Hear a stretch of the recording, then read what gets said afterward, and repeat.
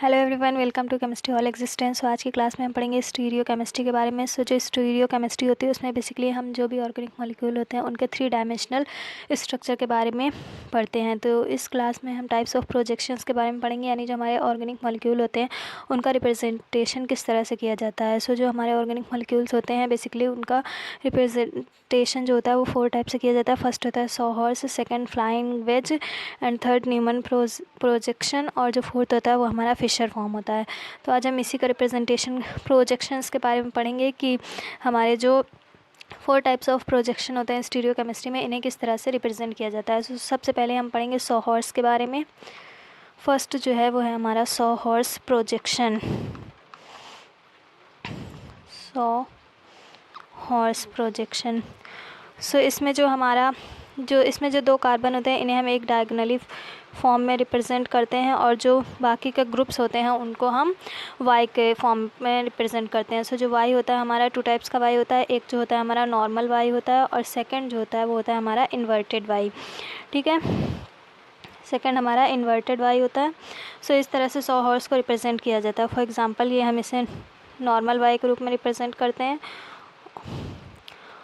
और इसमें अगर ये दोनों लाइनें एक ही साइड होती हैं तो हम इसे एक्लिप्स्ड फॉर्म कहते हैं। ये होता है हमारा एक्लिप्स्ड फॉर्म।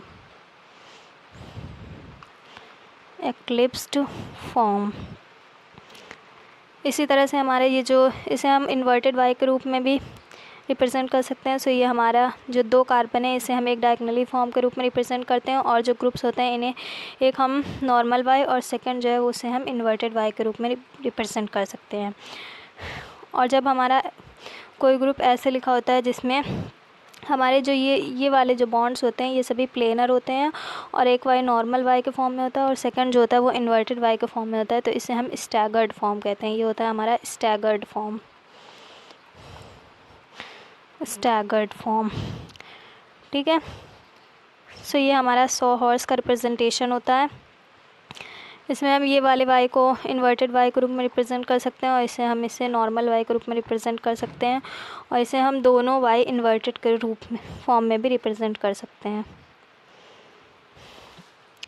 जो हमारा सॉहॉर्स प्रोजेक्शन होता है उसमें 2 कार्बन को हम एक डायगोनली फॉर्म में रिप्रेजेंट कर सकते हैं, और जो बाकी के ग्रुप्स होते हैं उन्हें हम या तो नॉर्मल वाई के रूप में या फिर इन्वर्टेड वाई के रूप में रिप्रेजेंट करते हैं।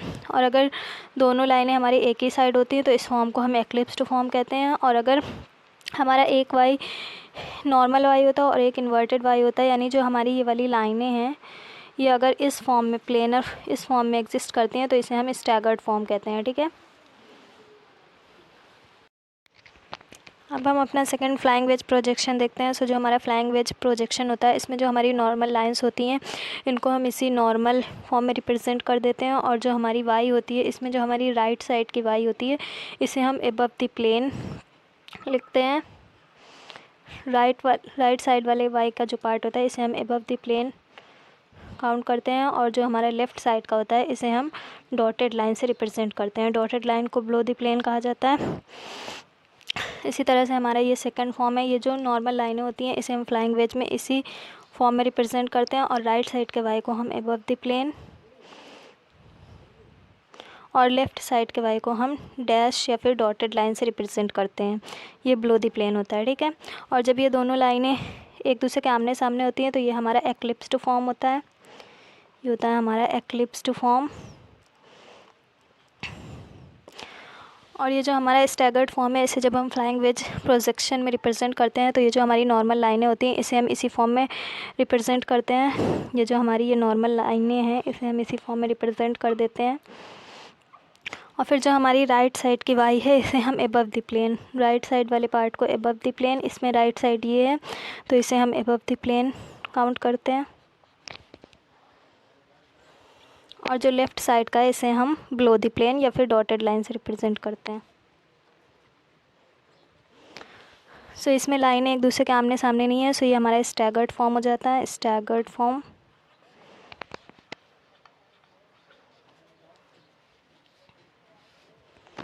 इसी तरह से इसमें जो हमारी प्लेनर ये जो लाइनें हैं ये प्लेन में होती हैं तो इन्हें हम इसी तरह से रिप्रेजेंट करेंगे, और जो हमारा वाई है जो राइट साइड का पार्ट है वाई का उसे हम एबव द प्लेन लिखेंगे,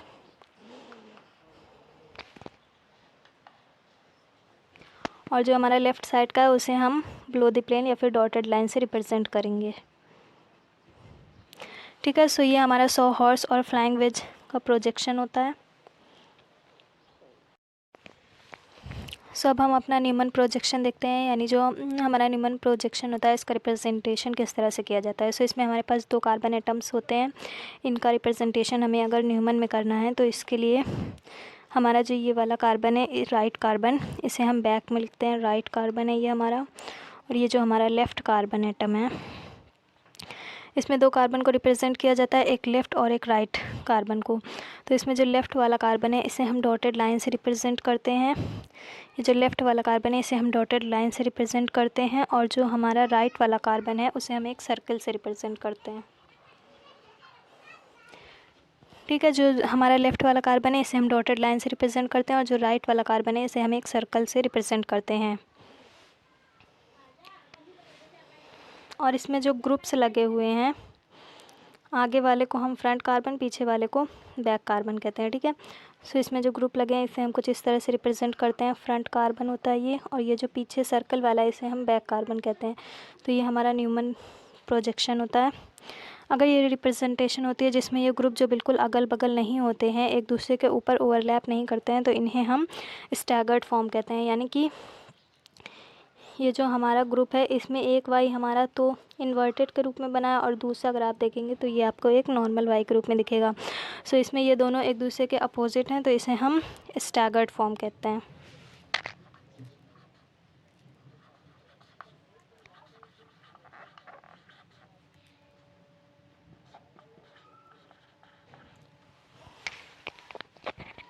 और सेकंड जो होता है, अगर उसमें हमारी तीनों लाइनें एक दूसरे के ऊपर ओवरलैप करती हैं, फॉर एग्जांपल ये हमारा लेफ़्ट कार्बन है और ये हमारा राइट कार्बन है, और इसमें जो ग्रुप्स लगे हैं ये एक दूसरे के ऊपर अगर ओवरलैप करते हैं, फॉर एग्जांपल ये इसमें जो वाले ग्रुप हैं ये एक दूसरे के ऊपर ओवरलैप करते हैं, तो इन्हें हम एक्लिप्स्ड फॉर्म कहते हैं। ये होता है हमारा एक्लिप्स्ड फॉर्म। इसमें जो एक्लिप्स्ड फॉर्म होता है इसमें तीनों लाइनों के सामने ही अगर दूसरी लाइन को ड्रॉ कर रहे हैं तो इस फॉर्म को एक्लिप्स्ड कहा जाता है। ठीक है, सो अब हम अपना फिशर फॉर्म देखते हैं। फिशर फॉर्म जो होता है इसे generally vertical and horizontal line से रिप्रेजेंट किया जाता है। सो ये हमारी हॉरिजेंटल लाइन है, हॉरिजॉन्टल, और ये हमारी वर्टिकल लाइन है।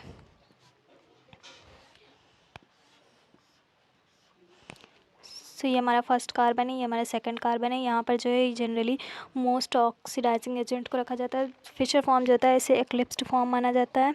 एक्लिप्स्ड फॉर्म, फिशर फॉर्म इंपॉर्टेंट होता है जब भी हमें कोई भी कन्वर्जन दिया होता है तो हम उसे जनरली फिशर फॉर्म में ही चेंज करते हैं। सो ये था आज का वीडियो। अगर आपको वीडियो अच्छा लगा हो तो लाइक शेयर करें, चैनल को भी सब्सक्राइब करें। अब हम नेक्स्ट वीडियो में कन्वर्जन के बारे में पढ़ेंगे, यानी जो हमारा सॉहर्स फिशर न्यूमन प्रोजेक्शन होता है, अगर इन्हें एक दूसरे में कन्वर्ट करना है तो इन्हें हम किस तरह से कन्वर्ट कर सकते हैं। ठीक है, सो मिलते हैं नेक्स्ट वीडियो में। Till then thank you so much.